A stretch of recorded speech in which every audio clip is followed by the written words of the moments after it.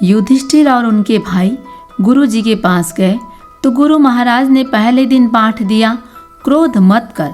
सबने पढ़ा, क्रोध मत कर। गुरु जी ने लिखाया, क्रोध मत कर। और लिखाने के बाद कहा, अब जाओ, इसको याद करो, कल मैं सुनूंगा।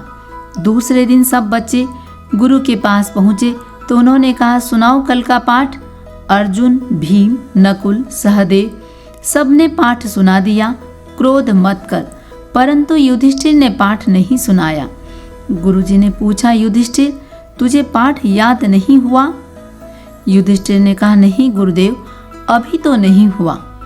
गुरु ने कहा, कैसा मूर्ख है तू, सबसे बड़ा है, सबसे अयोग्य, जा कल अवश्य स्मरण करके आना।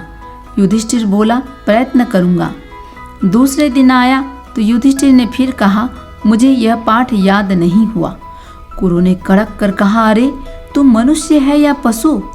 3 शब्दों का पाठ तुझे याद नहीं हुआ और एक चपत मार दी उसके मुंह पर। युधिष्ठिर ने अपने गाल को सहलाते हुए कहा, मैं प्रयत्न करूंगा गुरुजी।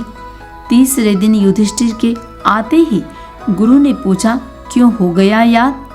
युधिष्ठिर ने सिर झुकाकर कहा, नहीं गुरुजी, अब भी याद नहीं हुआ। गुरु ने 3-4 चपत उसके मुंह पर लगा दिए। गरज कर बोले, तू प्रयत्न नहीं करता, कल यदि पाठ याद नहीं हुआ तो चमड़ी उधेड़ दूंगा। युधिष्ठिर ने पहले की भांति सिर झुकाकर कहा, मैं प्रयत्न करूंगा। और उस दिन वह दुर्योधन आदि के पास गया। देखा कि उनकी गालियां सुनकर, ताने सुनकर क्रोध आता है या नहीं। यह भी देखा कि कुछ कुछ आता है। चौथे दिन गुरुजी ने फिर पूछा, युधिष्ठिर पाठ याद हुआ या नहीं? युधिष्ठिर ने हाथ जोड़ दिए, सिर झुका दिया, धीरे से बोला, नहीं गुरुजी, अभी पूर्ण याद नहीं हुआ, बस कुछ याद हुआ है। गुरु ने चपत के बाद चपत मारने शुरू कर दिए। युधिष्ठिर खड़ा मुस्कुराता रहा। गुरु हाँफने लगे। थक कर रुके तो वह अब भी मुस्कुरा रहा था। आश्चर्य से बोले, अरे तू अब भी मुस्कुरा रहा है? युधिष्ठिर ने कहा, आपने ही तो सिखाया था गुरुजी कि क्रोध मत कर। अब मैं कह सकता हूँ कि आपका सिखाया हुआ पाठ मुझे याद हो गया है।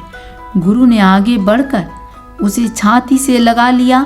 बोले, अब समझा हूँ, तुम इस पाठ को सदा से जानते थे, मैं ही भूल गया था। तुम पास हो गए हो, मैं फेल हो गया हूँ।